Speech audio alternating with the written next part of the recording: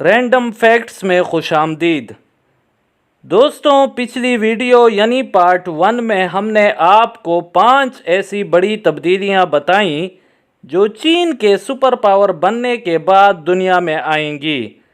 آج اسی سلسلے کی دوسری ویڈیو یعنی پارٹ 2 میں آپ کو 5 مزید ایسی تبدیلیاں بتائیں گے جو چین کے سپر پاور بننے کے بعد دنیا میں رونما ہوں گی۔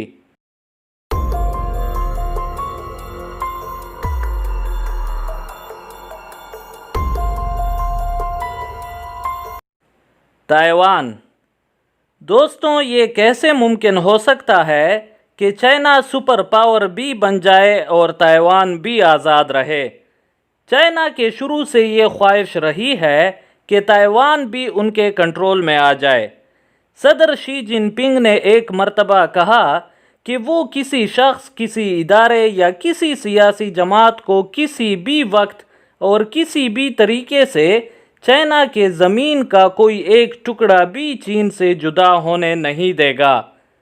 اگر تائیوان اپنی مرضی سے چین کے کنٹرول میں نہیں آتا تو یہ بات بڑی واضح ہے کہ چین اس کو طاقت کے زور پر بھی اپنے ساتھ ملائے گا۔ چین کے ایک وزیر نے ایک بار واشنگٹن میں کہا کہ جس دن امریکی بحریہ کا کوئی جہاز تائیوان کی بندرگاہ پر پہنچا، ٹھیک اسی دن پیپلز لبریشن آرمی فوجی کارروائی کر کے تائیوان کو چین کے ساتھ ملا دے گا۔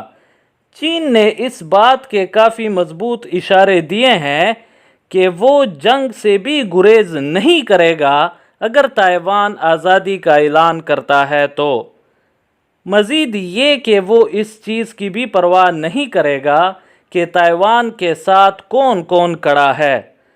فی الحال جو چیز چین کو ایسا کرنے سے روک رہی ہے وہ امریکہ سے ممکنہ جنگ ہے، لیکن اگر چین سپر پاور بن جاتا ہے تو تائیوان کے پاس جو واحد امید بچ جائے گی وہ یہ ہوگی کہ خود کو پرامن طریقے سے چین کے حوالے کرے۔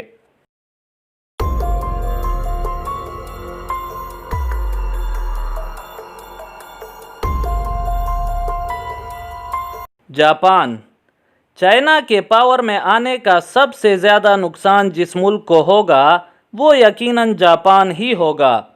چین کے سپر پاور بننے کا مطلب یہ ہے کہ یا تو جاپان کو اس کا تسلط تسلیم کرنا پڑے گا یا پھر وہ پوری دنیا میں تنہا ہو جائے گا، کیونکہ چائنا نے ابھی تک جاپان کو دوسری جنگ عظیم میں اس پر کیے گئے مظالم اور بربریت کی وجہ سے معاف نہیں کیا ہے۔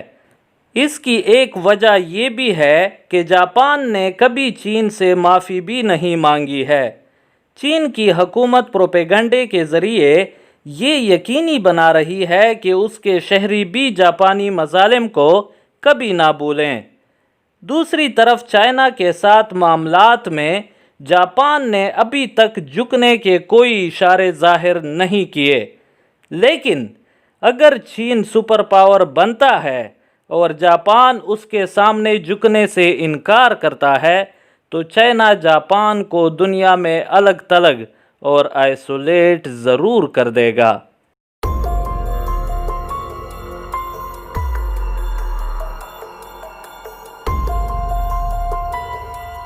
امریکہ سے جنگ۔ ابھی تک تو چین پرامن طریقے سے دنیا میں ابھر رہا ہے، لیکن مستقبل میں بھی ایسا ہی ہوگا ہم نہیں کہہ سکتے، کیونکہ دنیا میں بہت کم ایسی مثالیں ہیں کہ کوئی ملک کسی سے جنگ یا جھگڑا کیے بغیر ہی پاور میں آیا ہو۔ تو ہم کہہ سکتے ہیں کہ امریکہ آسانی سے ہار نہیں مانے گا اور وہ چین کو سپر پاور بننے نہیں دے گا، لیکن دوسری طرف چین بھی اس کے لیے تیاری کر رہا ہے۔ چین 2050 تک ایک عظیم فوج بنانا چاہتا ہے جو شی جن پنگ کے اپنے الفاظ کے مطابق ہر کسی کے خلاف لڑ بھی سکے اور جیت بھی سکے، یہاں تک کہ امریکہ کے خلاف بھی۔ حال میں بھی امریکہ اور چین نے ایک دوسرے کے خلاف جارحانہ انداز اپنایا ہوا ہے۔ وہ ایک دوسرے پر معاشی پابندیاں لگا رہے ہیں اور ہر میدان میں مقابلہ کرتے نظر آ رہے ہیں۔ ان سب چیزوں سے ہم اندازہ لگا سکتے ہیں کہ ایک نئی کولڈ وار شروع ہونے جا رہی ہے، اور اگر چیزیں مزید بگڑ گئیں تو ان دونوں کے درمیان ایک پرتشدد لڑائی ہو سکتی ہے، جس کے بعد دنیا میں صرف ایک سپر پاور رہ جائے گا۔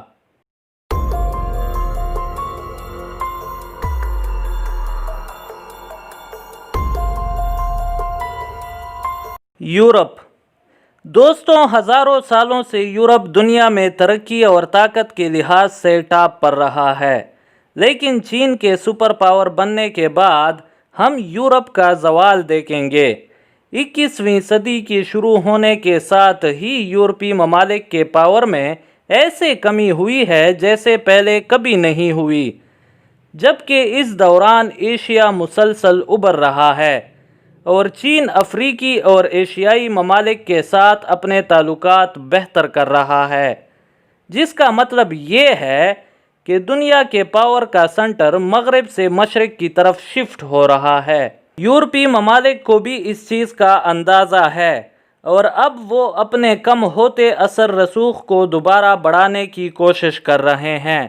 لیکن اگر چائنا سپر پاور بنتا ہے تو ہم امید کر سکتے ہیں کہ یورپ اور شمالی امریکہ کی اہمیت مشرق کے مقابلے میں کم ہوگی۔ یورپ میں بے روزگاری بڑھے گی اور لوگوں کی پہلی کی طرح پراسائش زندگی بھی نہیں رہے گی، جبکہ اس کے مقابلے میں ایشیا اور افریقہ کی اہمیت بہت بڑھ جائے گی اور وہ بہت ترقی بھی کریں گے۔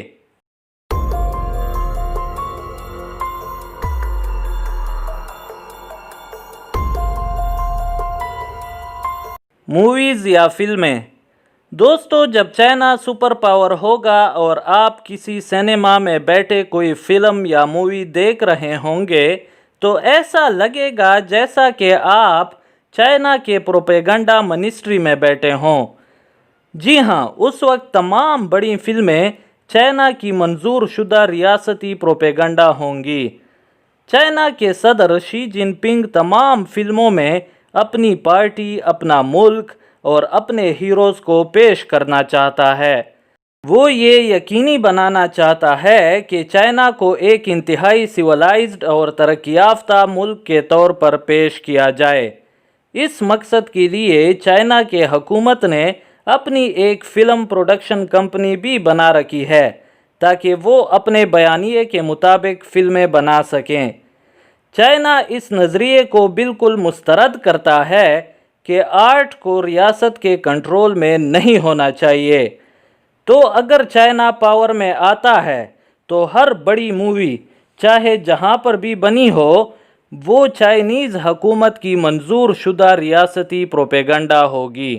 دوستوں، آپ کو کیا لگتا ہے کہ چین کے سپر پاور بننے کے بعد دنیا میں کون سی مزید تبدیلیاں آئیں گی؟ کمنٹس میں ضرور بتائیے۔ اس کے علاوہ اگر ابھی تک آپ نے اس چینل کو سبسکرائب نہیں کیا تو مزید معلوماتی ویڈیوز کے لیے اس چینل کو ابھی سبسکرائب کریں اور بیل آئیکن پر بھی کلک کریں تاکہ آپ کو آنے والے ویڈیوز کے اپڈیٹس مل سکیں۔